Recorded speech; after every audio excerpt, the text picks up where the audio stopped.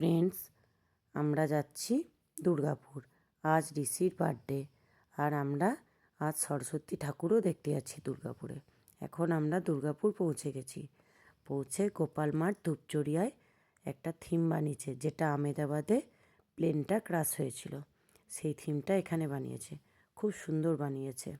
এখন আমরা এই থিমটা দেখার পর আমরা প্যান্ডেলের ভেতরে গিয়ে কিউট সরস্বতী দেখলাম।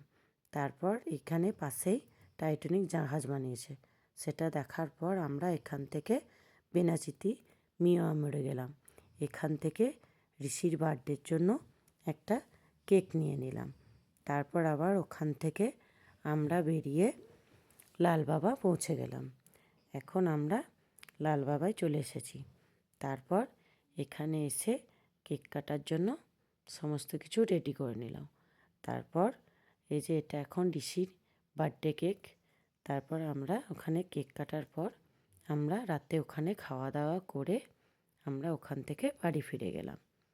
এই যে এখন আমরা বাড়ি পৌঁছে গেছি। Good night, tata.